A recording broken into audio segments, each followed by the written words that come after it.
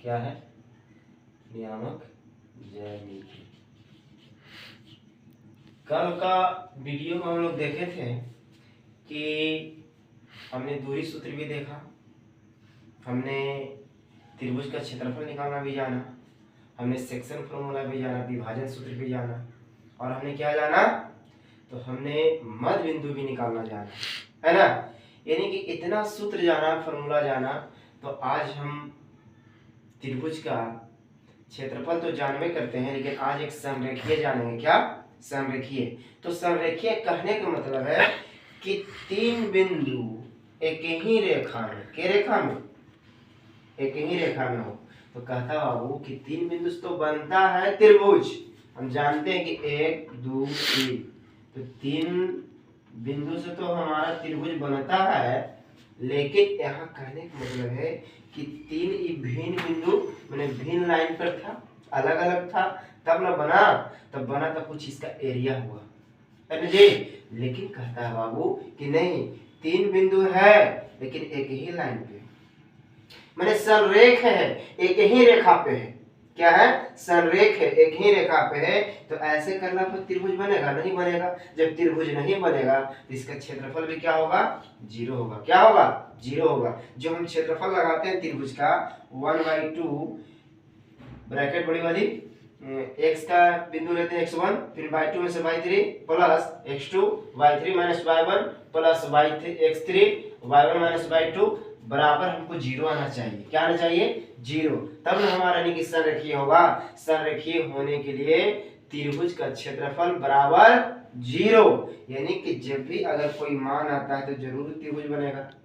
तो कहता है कि ऐसा ऐसा करना है ना, ऐसे भी करते हैं बाबू तो एक त्रिभुज बनता है, ऐसे भी करते हैं तो एक त्रिभुज बनता है, मैंने कि ऐसा भी करते हैं तो एक त्रिभुज बनता है। कहता कि दोनों ऐसे हो जाना चाहिए। कैसे? ऐसे हो जाना चाहिए, इस पर त्रिभुज पता नहीं चले, तीनों रेखा एक समान रेखा में हो जाए, एक समान लाइन पे हो जाए, है ना, एक ही लाइन में हो जाए। जब एक ही पॉइंट, जब एक ही लाइन पे सारा पॉइंट हो जाए तो त्रिभुज कहीं बनेगा? नहीं बनेगा। तो त्रिभुज का क्षेत्रफल क्या होगा? 0 होगा। यानी कहता है, बात को समझिएगा, कहता है कि तीन बिंदुओं का एक रेखीय होने की शर्त क्या होनी चाहिए? तो हमें कोऑर्डिनेट ज्योमेट्री का जो त्रिभुज का क्षेत्रफल पढ़ा उसके मान हमको 0 आ जाए। क्या आ जाए? 0। तो संरेखीय होगा। क्या होगा? संरेखीय हो गया। यानी कि यदि बिंदु ए बी तथा सी संरेखीय हो, संरेखीय कहने का मतलब कि एक ही लाइन पे, तो जो एक ही लाइन पे होगा तीनों पॉइंट, तो कभी नहीं त्रिभुज बनेगा। जब कभी त्रिभुज नहीं बनेगा तो उसका क्षेत्रफल 0 आएगा। आया कि नहीं आएगा? तो इसीलिए कहा गया इसमें कोऑर्डिनेट ज्योमेट्री में कि संरेखीय त्रिभुज का क्षेत्रफल निकालने के लिए एक फॉर्मूला होता है, कि जो फॉर्मूला आप त्रिभुज का क्षेत्रफल निकालने के लिए जानते हैं वही फॉर्मूला इसमें होता है। लेकिन इतना बराबर हमको क्या होना चाहिए? 0। क्या होना चाहिए? 0 होना चाहिए। यानी कि संरेखीय निकालने का ही तरीका है, संरेखीय बिंदु का, है ना। संरेखीय बिंदु बराबर 1/2 जो त्रिभुज के क्षेत्रफल जानते हैं, कितना तो ऐसे कर देते हैं कि 1/2 है बाबू, तेरे बटा 2 है, तो बराबर उस हट जाएगा, तो 0 में 2 से गुना करेंगे तो 0 हो जाएगा ना। तो इसको हटा भी सकते हैं, बस समझ रहे हो। हटा देंगे तो कितना हो जाएगा? x1 y2 में से y1 जाता है प्लस x2 y3 में से y1 जाता है प्लस x3, है ना बाबू, y1 माइनस y2 बराबर हमारा क्या आ जाएगा? 0 आ जाएगा। यही संरेखीय निकालने का तरीका है। ये हम संरेखीय बिंदु का फॉर्मूला हो गया, है ना। संरेखीय बिंदु का सूत्र हो गया, ठीक है, यही हो गया जो त्रिभुज का सूत्र होता है ना। कहाँ पे दिक्कत है बोलो? यहाँ x1 x2 x3 y2 y1, है ना, y3 y1 y2, ठीक है ना। कहाँ पे आओ? अच्छा, 2 में से 3 जगह ये बोल रहे हैं। अच्छा, कोई दिक्कत ना है। जो पहले का लेते हैं तो दूसरा काम से तीसरा घटता है, दूसरा का लेते हैं तो तीसरा से पहला घटता है, जब तीसरा लेते हैं तो पहला से दूसरा घटता है। इतना का मान हमको 0 आ जाएगा तो हमको संरेखीय कर सकते हैं ना, ये संरेखीय हो जाएगा। समझ रहे हो? यदि बिंदु ए बी तथा सी एक संरेखीय माने एक ही लाइन पे तीनों पॉइंट हो तो त्रिभुज एबीसी का जो क्षेत्रफल होगा वो क्या होगा, शून्य होगा, 0 होगा। अतः बिंदु ए का दिया है x बाई, बी का दिया है x2/2 और सी का दिया है x3 और y3। एक रैखिक होने की शर्त यही है कि इसका क्षेत्रफल बराबर हमको क्या आ जाए, 0 आ जाए। चलो कहता है कि समदूरस्थ, हमने तो त्रिभुज का क्षेत्रफल भी जाना और एक संरेखीय बिंदु का भी क्षेत्रफल जाना। संरेखीय बस एक नंबर में याद करना है कि संरेखीय त्रिभुज का क्षेत्रफल का मान 0 के बराबर आता है ना जी। जस्ट लाइक वो त्रिभुज का क्षेत्रफल नहीं होता है। और कहने का मतलब है कि एक क्वेश्चन बार बार हमें रिपीट आती है कि समदूरस्थ वाला प्रश्न, क्या समदूरस्थ। समदूरस्थ कहने का मतलब कि मान लीजिए कि एक पॉइंट यहाँ है, एक पॉइंट यहाँ है और एक पॉइंट यहाँ है, तो कहने का मतलब है कि इसको ए मान लीजिए, इसको बी मान लीजिए, ठीक है। ये यहाँ से जितना दूरी इसकी होगी उतना ही दूरी इसका होगा। मान लीजिए कि यहाँ पे एम है, क्या है, एम है। तो कहता है कि बाबू एम ए बराबर क्या चीज, एम बी, है ना, यही ना होनी चाहिए। हमने दूरी का फॉर्मूला जानने करता है, तो दोनों तरफ रूट हो जाएगा, जो इसका होगा वो घट जाएगा, जो इसका होगा इसमें से घटेगा, दोनों तरफ से रूट हटा देंगे, आंसर आ जाएगा। तो हमको लेकिन गौर से ध्यान देना है बाबू कि एक हमें दिया हुआ कितना, 2 और -5, एक दिया हुआ है 2 और 9, -2 है। तो लेकिन क्वेश्चन क्या कहता है, समदूरस्थ मतलब हम जान रहे हैं कि दोनों की दूरी क्या होना चाहिए, बराबर। समदूरस्थ नहीं होता बराबर। तो कहने का मतलब है बाबू समझना आपको कि जब समदूरस्थ वाले प्रश्न आए, समदूरस्थ वाला प्रश्न आए तो पहला प्रश्न हमने लिख दिया है कि x अक्ष पर वह बिंदु ज्ञात कीजिए जो x अक्ष पर वह बिंदु ज्ञात कीजिए जो 2 - 5 जिसका नियामक दिया हुआ है और दूसरी को -2 और 9 से समदूरस्थ है।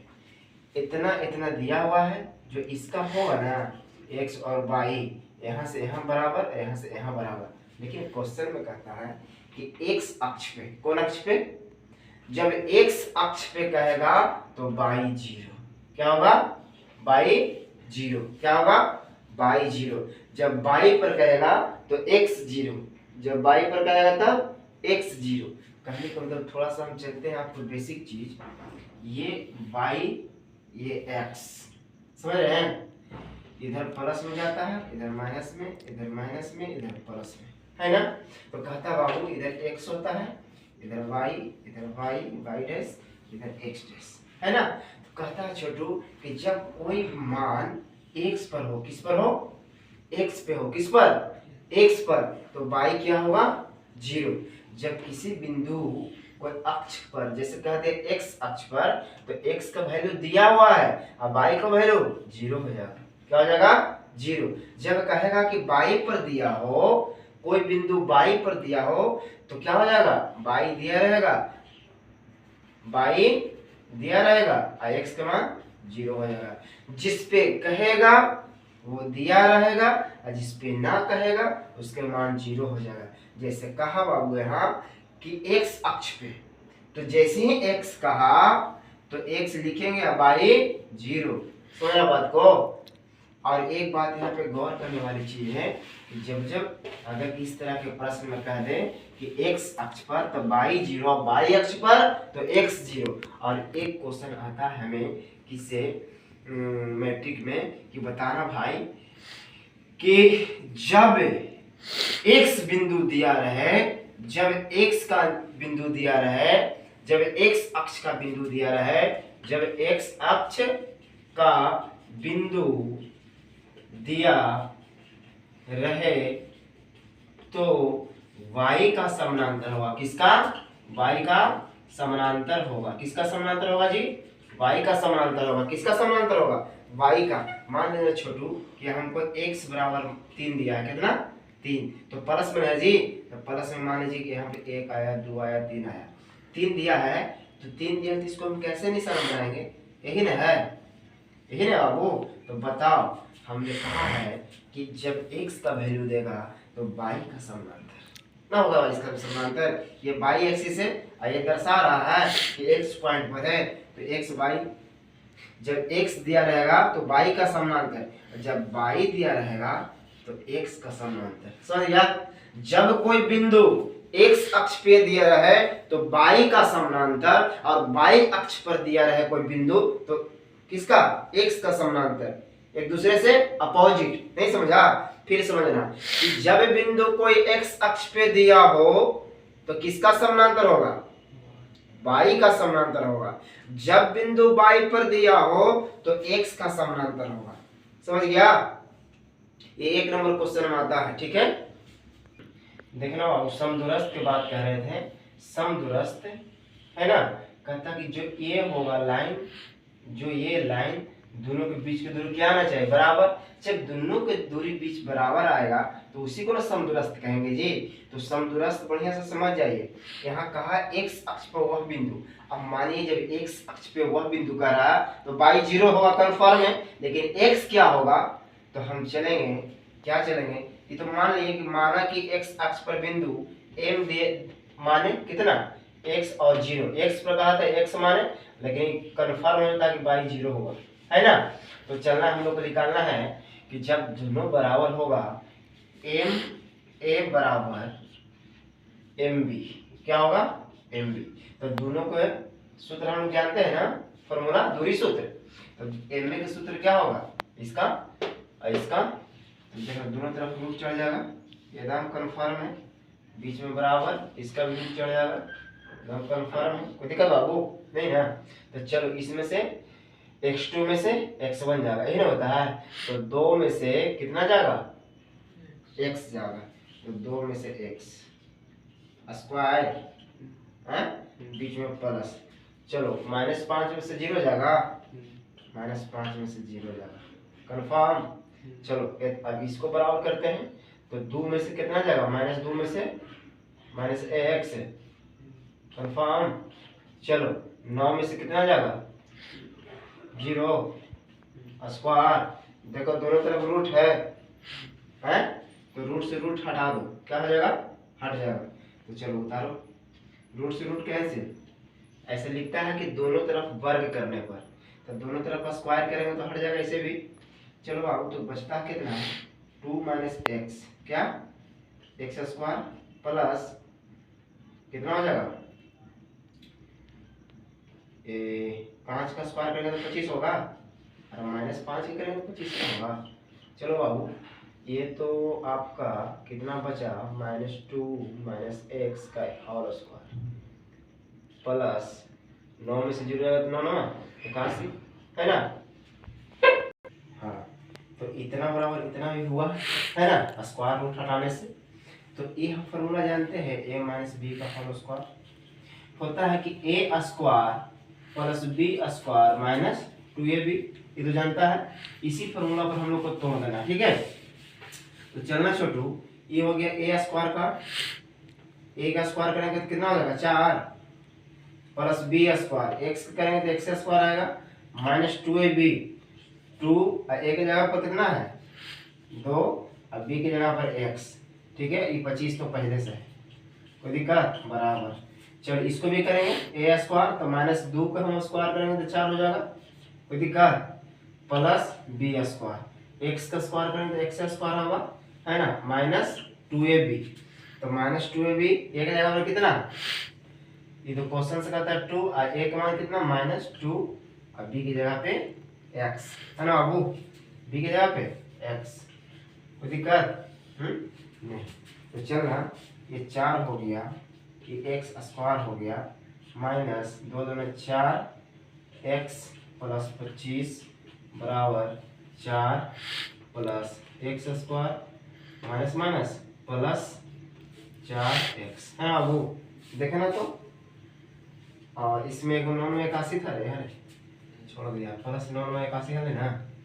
हाँ, 9 में 81, ठीक है, ध्यान देना है। तब बताओ, सबको एक साइड करो। ये देखो, ये प्लस में है तो ये जाएगा तो माइनस हो जाएगा, ये 4 से 4 कैंसिल हो जाएगा, कोई दिक्कत? ये प्लस में है तो क्या में हो जाएगा, इधर माइनस में खत्म हो जाएगा, है ना।